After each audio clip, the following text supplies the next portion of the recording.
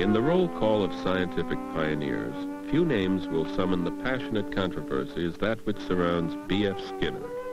His work has led to the formulation of the science of human behavior, which finds behavior to be predictable, therefore controllable. And for this, he has been both applauded and attacked.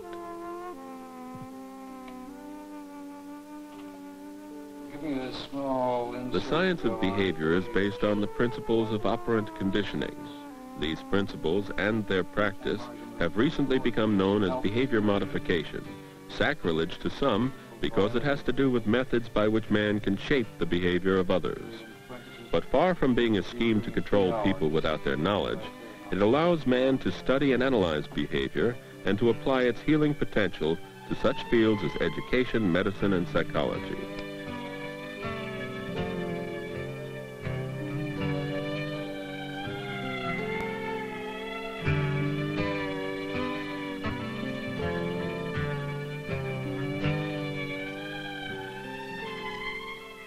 Though one might call Skinner a pioneer, the science of behaviorism actually began with the first men who walked the earth. Curious to explain their own ways, they attributed their moods to the tides, the divine soul, the position of the stars, and even to the work of demons. But it wasn't until Aristotle that human behavior was actually classified, his observations organized into categories such as sight, smell, hearing, appetite, and passion. After Aristotle, the study of behavior lay dormant for nearly 2,000 years. Dark ages in which man's destiny was left to the mystical realm of spirit and soul. But in 1600, Descartes challenged these medieval concepts, perceiving the body as a machine, which often responded in automatic and predictable ways.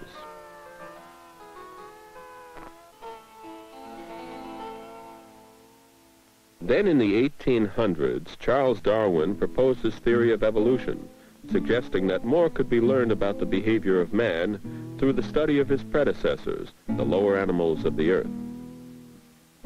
And two men separately began experiments based on Darwin's revolutionary precepts.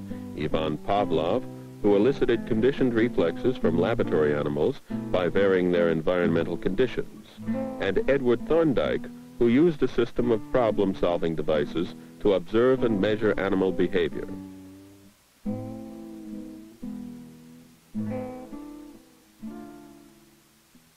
It was John B. Watson who finally formalized the school of behavioral psychology, stressing objective study and the prediction and control of all animal behavior, with no special preference for the behavior of man.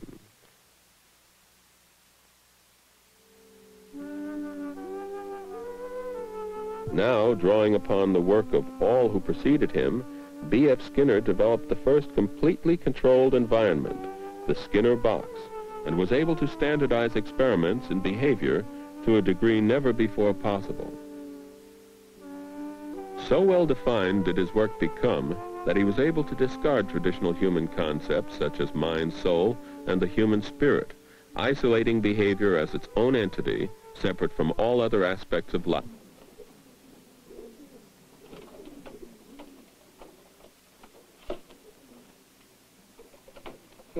Chance has played a very great part in anything I've ever discovered. Well, the pigeon was always right. I remember the first year you were constantly telling me when I'd tell you how the experiment should go. You'd say, now, wait. Let the pigeon tell you. That's right. The pigeon did tell us, of course. And that's why I've said that really our behavior was shaped by the pigeons much more than vice versa. Pigeons taught us much more than we ever taught them. Now, I'm going to use this switch to operate the magazine, to reinforce the pigeon for doing something, and you will, I trust, see this effect on the pigeon. Now, if I were just to hand the pigeon some food, that would be a delayed sort of reinforcement, but instead the pigeon has been already conditioned to turn and go and eat when this light flashes and when the sound of the magazine is heard. Now, that flash of light and sound can be made almost simultaneous with the behavior that I want to produce. And we're going to try another pigeon now, and I will try to pick out some particular pattern of behavior and make it a more frequent part of the repertoire of the bird. Very fine. This bird has been already conditioned to eat when the magazine sounds and the light flashes. Now we'll just watch its behavior a bit. It's not doing anything in particular, you see, but I'm going to try to get it to do something. Suppose I shape up the behavior of making a complete turn. What I do is simply, as I did then, to wait for some part of that behavior. There's more of it, you see. You can see that the effect is instantaneous. I'm waiting for it to turn counterclockwise now. And then I reinforce that movement. And I wait for a more pronounced movement than that. It's got to be more than that.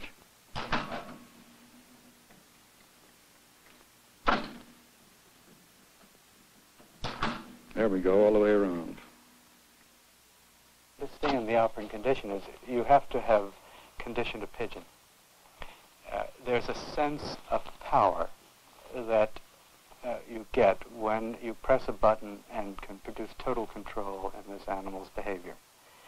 And I think this sense of power is particularly important to some kinds of people. Now, the power can move in many directions, the sense you get from this power. One direction it can move is the intellectual power of being able to think about behavior analytically, about human conduct analytically. The other direction is the personal sense that I pushed this button and I made him do what I wanted to do. And I think those two are rather closely tied and really an issue which cannot be evaded. As for Skinner himself, he is totally disinterested in the aspect of personal power, applying behaviorism instead to a clearer understanding of man and the environment of his everyday life. Many psychologists of any orientation believe that Skinner is the most influential psychologist in the last 50 years. Professor Skinner. Thank you very much. Although behaviorism is basically a philosophy, the philosophy of a science of behavior, it is of immediate practical importance.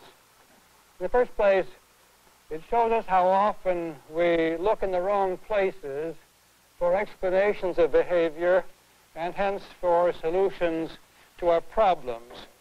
It is amazing how often we simply make up explanations and are not aware that we're doing so. Here's an example.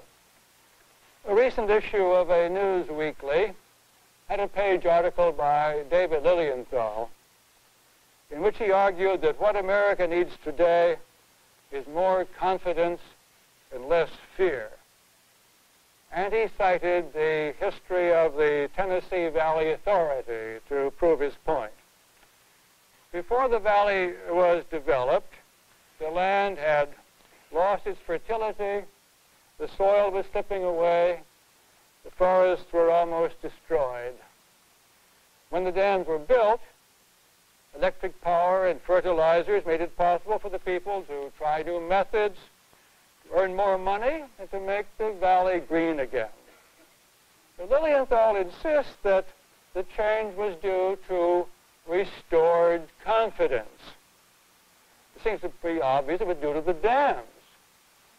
With dams and with electric power and fertilizer, people could now do things that they couldn't do before.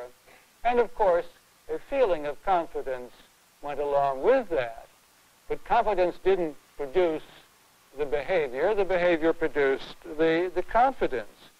And if, as Lilienthal argues, what we need in America today is more confidence and less fear, we're not going to get it by setting about establishing confidence.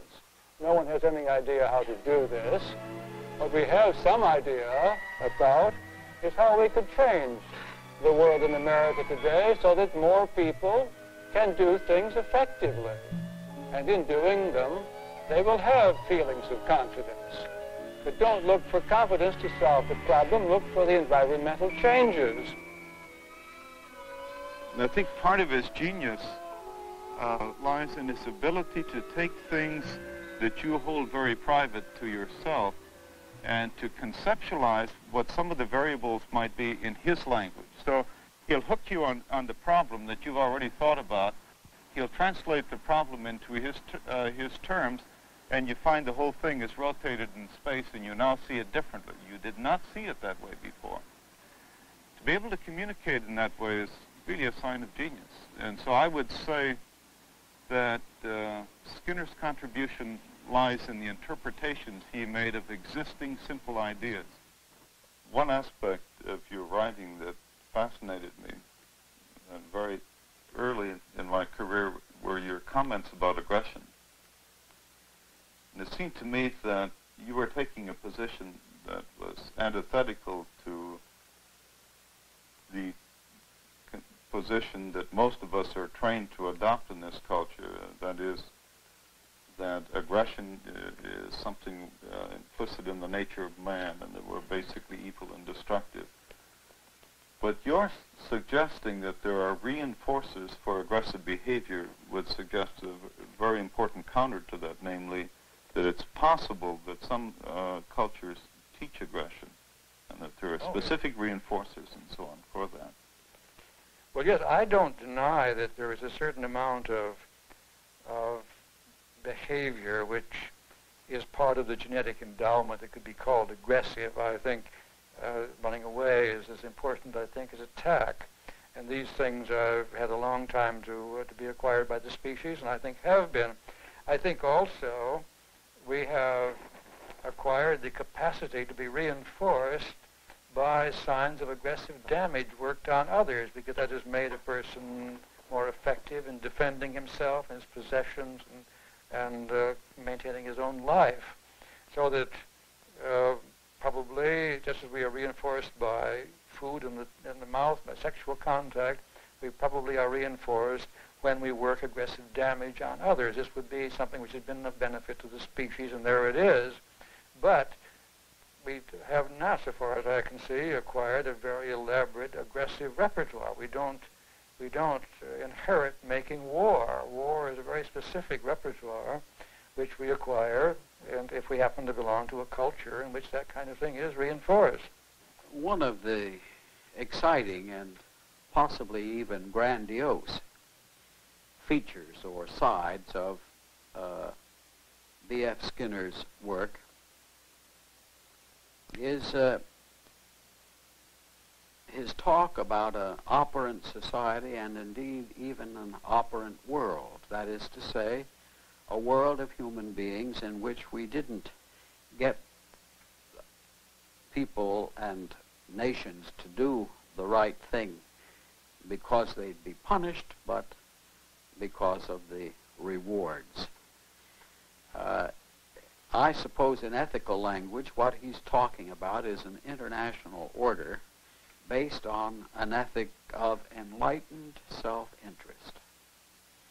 Now, the great problem, and I don't believe he's helped us much with it, is the political problem involved, namely how you go about, practically speaking, to bring the nations of the world to recognize that ultimately, if not immediately, their own self-interest is best served by cooperating together at a high level of moral values and cooperation.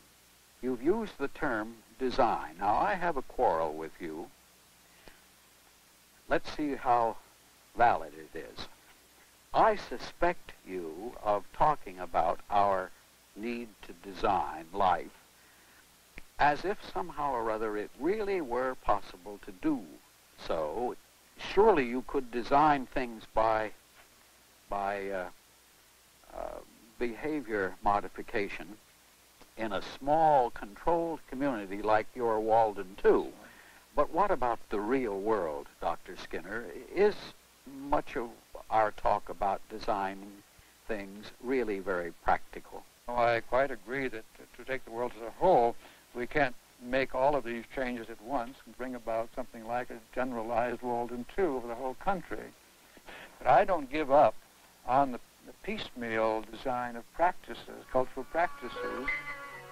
In his book Walden II, Skinner lays out the blueprint for a very special kind of society, a commune in which the problems of education, child care, and work incentives are handled not piecemeal as in our world, but in a single package, which he calls the operant society.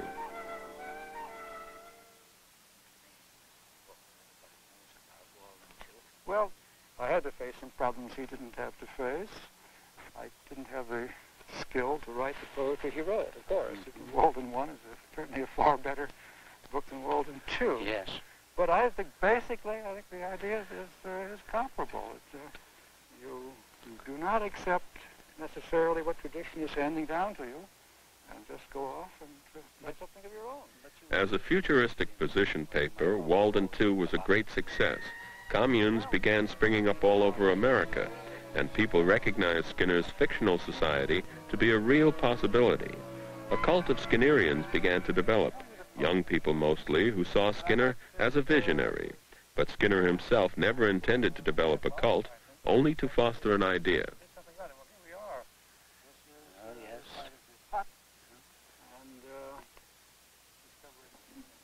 In an operant laboratory, we have three things: the situation, the behavior, and the consequence. We call those the contingencies of reinforcement, and they are arranged by very elaborate apparatus. The disciples of Skinner, if I may use the expression, were disciples of an idea. The disciples of Pavlov were disciples of a man. Pavlov's influence was personal, intimate, frequently in a group situation.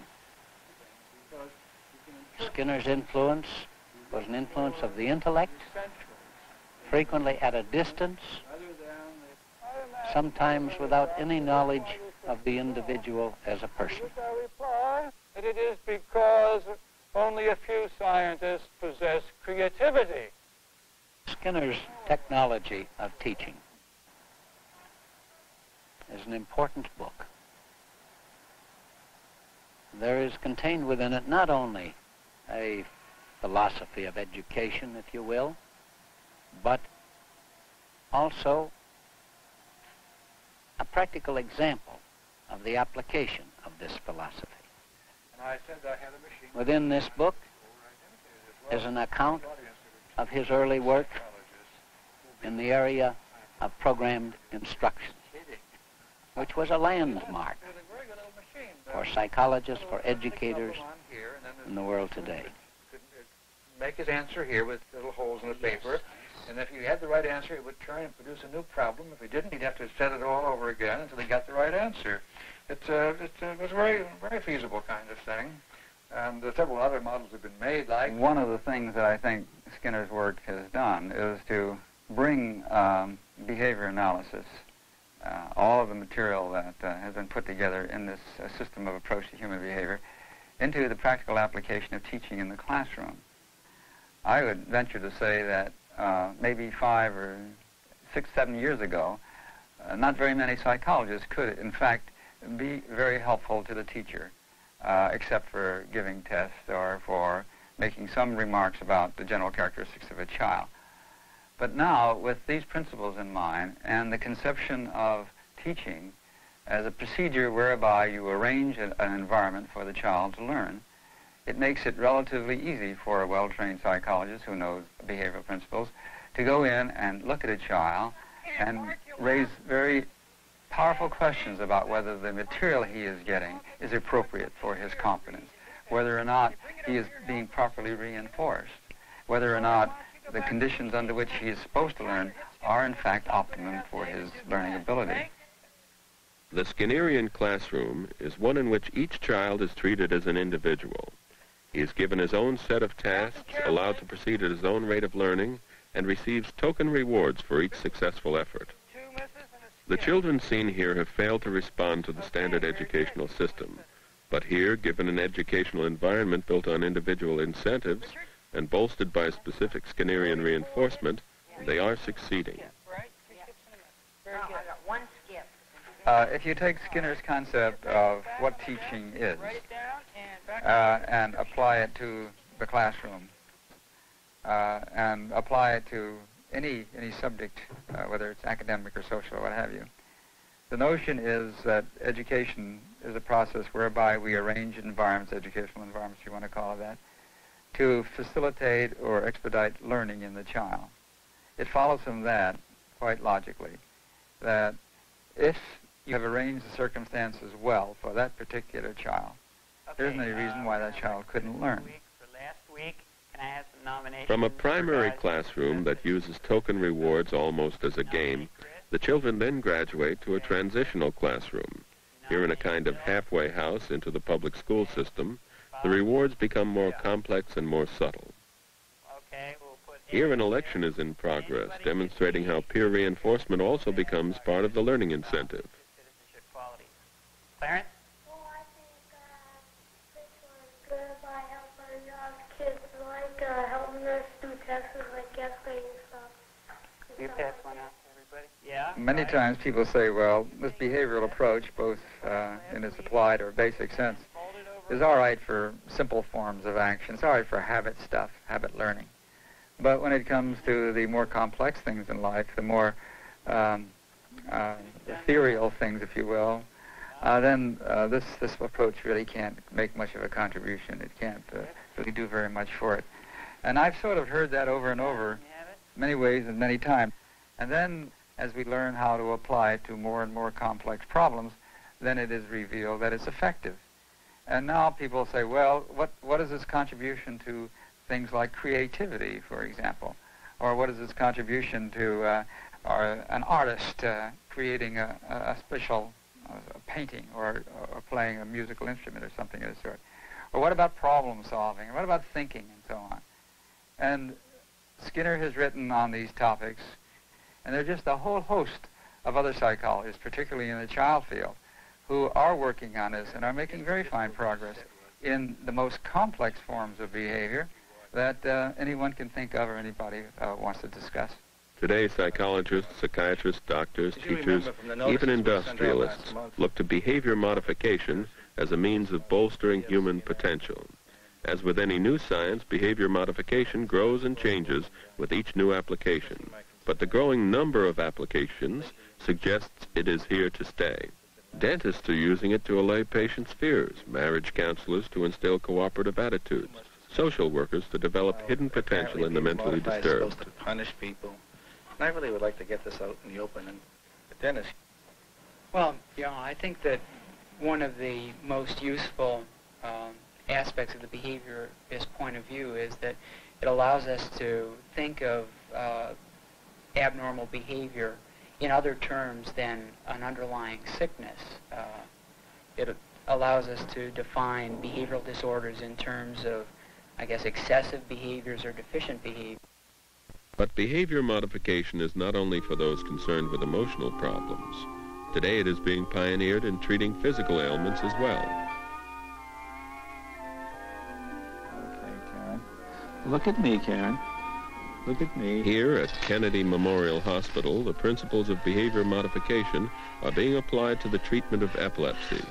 Karen, on whom medication has failed, is learning to control her own seizures through a carefully planned system of exercises and rewards. You did so well. That's good. We'll open it when you earn all the money, okay? Okay. Close your eyes. Now pretend you can close your eyes now.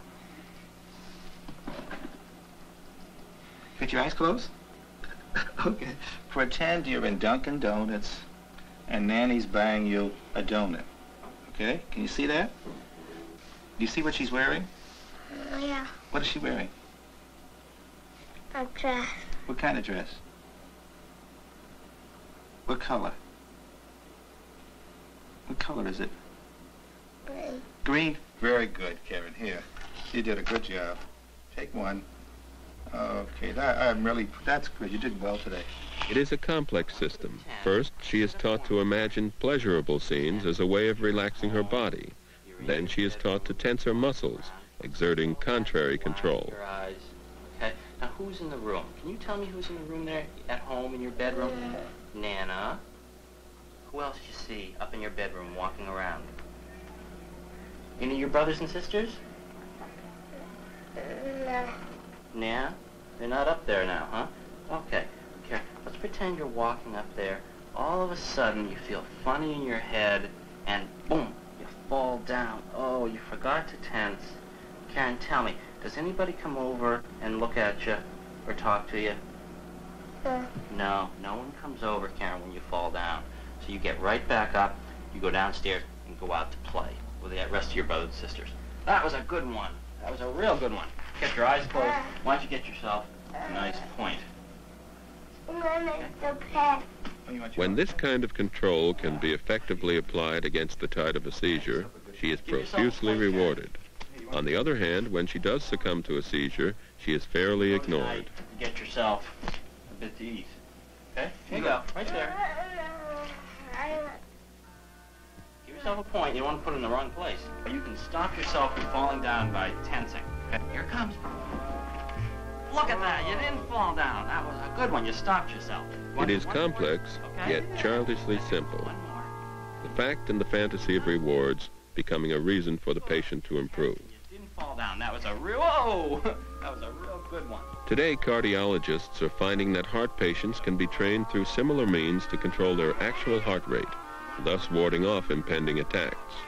And as for Karen, whose condition was formally diagnosed as fatal, behavior modification promises to prolong and improve her chances for a better life. You want to put it over here. Good. I think we ought to talk about next is some of the great contributions have been derived from Skinner's work and behaviorism. So we ought to really talk about that.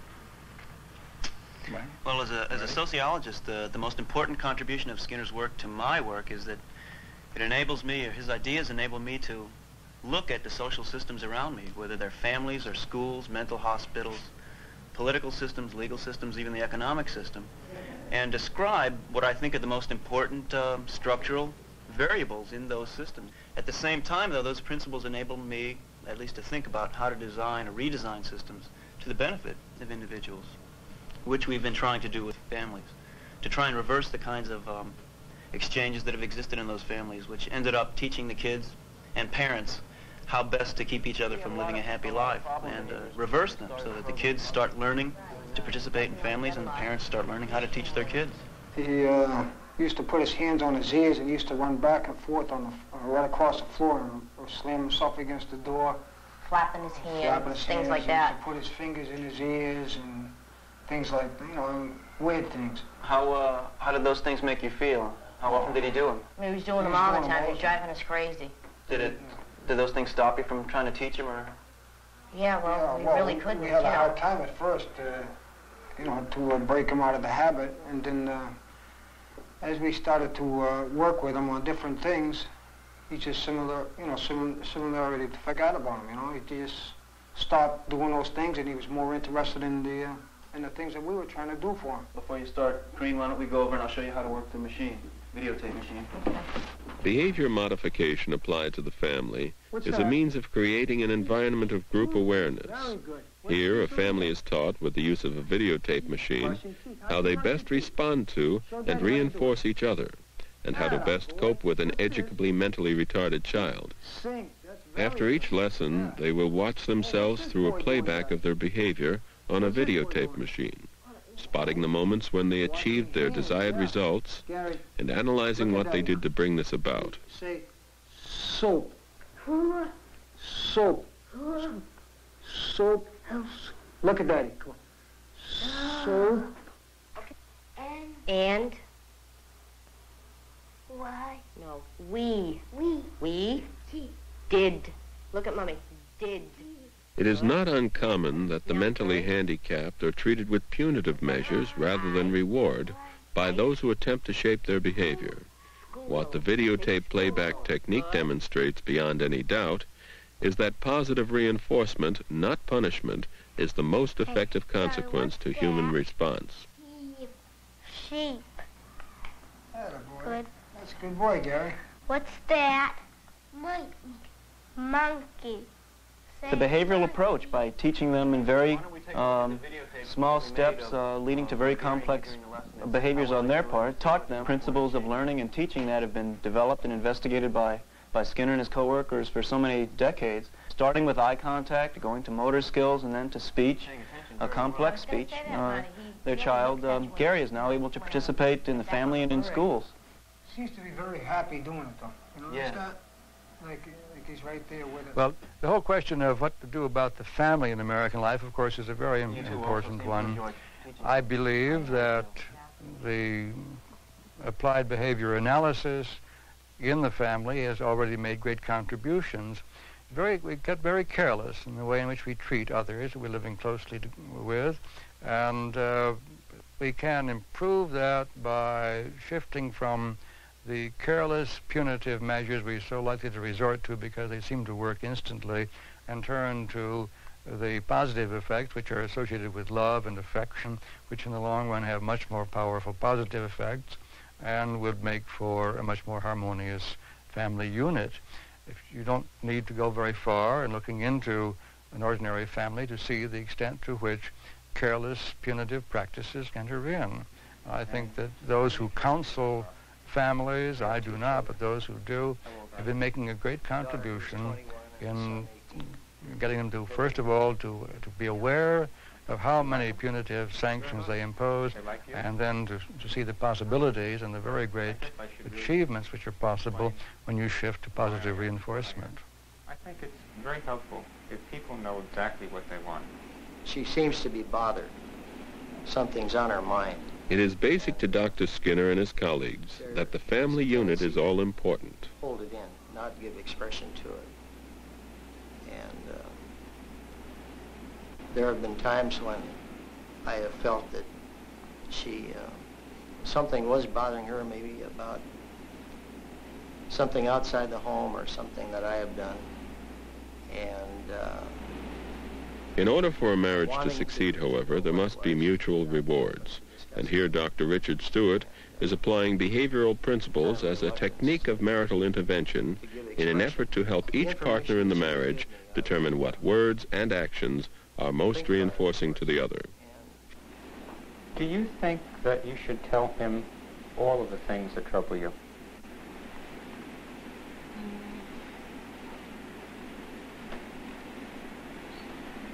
No, I don't think so. Okay, I agree. Couples should tell each other those things. A lot of the objection to Skinner centers around that the system really doesn't work. That is, that the behavior modification doesn't work. That's not an honest objection to a system, in my judgment. It would be much more interesting philosophically to ask the question, how do we feel about this behavior modification business if it really worked? If when you went into the doctor and said, look, I've got troubles, I don't feel well, I'm unhappy, I'm not working efficiently, and I pull out my eyebrows in addition to everything else, and with a little behavior modification or a lot, what have you, he cured you. Tonight, Mrs. Nickerson. At the Tufts School of Dental Medicine, doctors are using Skinnerian techniques to help solve the problems of patients' fears. Fear, like any other emotion, grows stronger or weaker depending on the reinforcement. And through a procedure known as fear reduction, patients are finding that their anxieties are diminished. Well, he had had a bad dental experience when he was about 5, and he was 9 when I brought him to Dr. Bajoni. And we had spent the time in between with about 6 different dentists. All were unable to treat him because he would not accept the Novocaine. And he had this fear of dentists, and he would put up, quite a bit of resistance. And all right, Kyle. What I'd like you to do is I'd like you to begin to relax, and that's done by concentrating on one thing. I'd like you to pick something out to concentrate on and just devote all of your attention to that, and just start letting your body feel like it's going to relax. For the next few moments now, I'd like you to maintain that relaxation and open your eyes, and I'm going to show you something. I'm holding in my hand an empty dental syringe, and I'd like you to examine it. The processes you are watching include shaping and systematic desensitization. See what it's all about? The session begins with progressive relaxation, then phases into successive approximation. This means simply that the acts which bring about fear and anxiety are approximated while the patient is in a state of controlled relaxation. Okay. I'm going to hold this in my hand, and I'm going to hold that in my hand, and I'd like you to relax now. I'm going to hold it in 3 positions around your face. May I do that? Okay. Position 1. That's good. You're nice and relaxed. I can feel it. Good. Position 2. And position 3. 1, 2. How do you feel? Good. Okay. Now what I'm going to do is I want you to take the cap off of that, and I want you to feel the tip of that needle, because there's no tip on that needle at all. Just pull that right off. That's right. You see, there's no point on that. Okay, and I'm going to try that same position. May I try that? Yeah. Good. Okay, let the mouth come open nice and relaxed. Good. Formerly, children resistant to dentists were merely punished or forced into cooperation. With these techniques, the persuasion is all positive. Just rest it on there. That's good. Okay, you did very well, Kyle. I think after this kind of training, you should be able to allow a dentist to try these procedures. Well, I think the whole concept of behavior modification now is suffering from something which has plagued us all along, namely the conspicuousness of the consequences of punitive or coercive methods.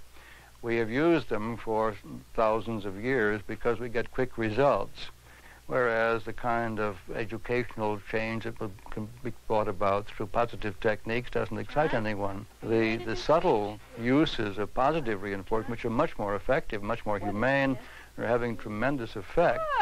At the Spaulding Youth Center, positive reinforcement is again accomplishing things otherwise attempted only through discipline. Here, autistic children learn to communicate and acquire social skills through the system of lessons and rewards pioneered by B.F. Skinner. Good, John. John, one more. What's this? Good. First and foremost, we'd like Spaulding to be a prototype, a place where all of the ingredients of a good behavior management program can work together.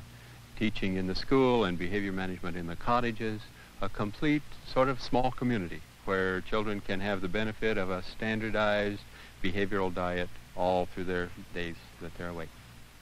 Then, next, we'd like to see Spaulding develop curricula specifically in self-management and in self-control, kind of curricula that enable kids to learn from somebody who is not a professional teacher. That's good boy, Paul. That's right. Oh, Paul, what word is this? Bat.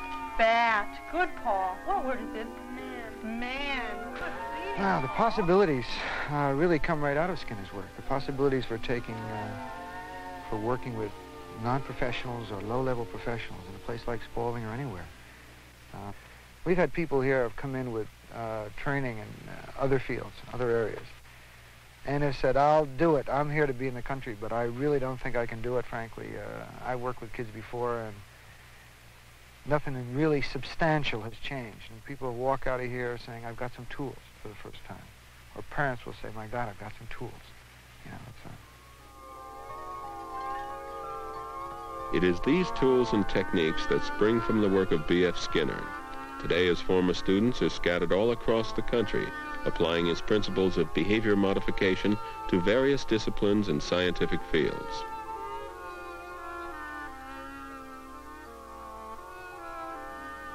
When Skinner came to Harvard in 1948 or thereabouts, he did teach one course in the general education program called Science and Human Behavior. The challenge of that course was to tell students who had no particular interest in psychology and no desire to become psychologists themselves, to tell those students what psychology had to say to people in general. And it was, I think, in the effort of putting together a coherent set of lectures to that audience that Skinner moved from the professional, specialized academic psychologist to the cultural figure he has become. About the philosophy of free will, but rather the behavior of a man who believes that he's free. some sort of rule has been passed in certain states that a patient in a hospital cannot be deprived of services and goods he would normally receive in order that they be used as reinforcers. As if he has been free to go to breakfast, you cannot ask him to earn points to buy his breakfast. And this, I think, is your point. It must you deprive him of breakfast so that he will earn those points so that he can get breakfast. Well, if you take care of the psychotic, for example, as the basic principle, then you would say, yes, this man has a right to food. But if you're looking ahead to this person as a person, then he has a right also to live a productive life. And in an institution where he gets everything he needs, there are no reinforcers, and he deteriorates. He is destroyed as a person. So if you reinstate the kinds of conditions that would prevail in the world at large, where he does work for his breakfast, you do him a favor. You improve his condition. I would say it's not aversive at all. Part of the controversy around Skinner, I think, is very much like the controversy that surrounded Darwin in the 19th century and Copernicus in the 17th century. And in both of those older cases and in this one, Skinner, in both of those older cases and in this one, a source of controversy arises when someone comes along and says to people, you're not as important as you thought you were. Now, Copernicus said that the Earth is not the planet around which the other planets move. And people got very cross about that because they liked to think that their planet was the central planet. After a while, they got used to the idea that we were just another one of the planets, you know, like one of the boys out on the side there. Then Darwin said to people, and made them very angry, your body, I mean, your very being is not that special. It didn't take a special act of the good Lord. You can believe in the good Lord, but evolution is what made you. The good Lord maybe got this whole thing started, but natural selection produced man. And what Skinner is saying is he's invading now the most private of all places, the mind itself. And he's saying that isn't your private preserve either. Not only your planet and your body, but even your mind belongs to science and can be controlled and can be shaped and can be molded, and I can control it, he says, what's more. And that's alarming, to say the least. In the world of science and academia, Skinner is a household word. Yet no matter how well known he becomes or how widespread his techniques, there is always the maddening stigma of the mad scientist creating robots to respond to his every command. Many feel it began with the creation of the air crib, a total environment in which his younger daughter spent her infancy, which many people misunderstood and thought to be some kind of experiment. In fact, Skinner has never experimented on humans in any way. His subjects are limited to pigeons and rats.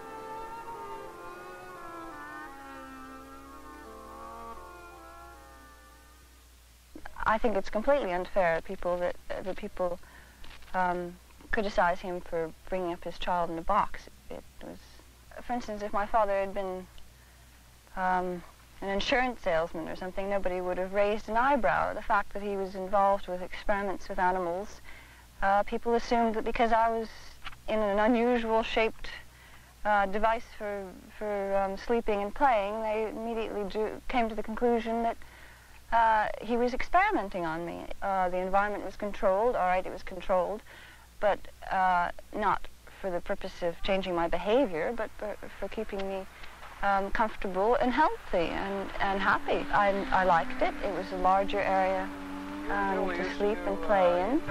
I could look out, and I was not in it all the time. I think that's another misconception. To his critics, Skinner is indifferent, shrugging it off with the remark that he and Darwin have shared the worst press in history. At the core of his work is a quest for human adjustment and happiness, attainable through the understanding and control of one's environment.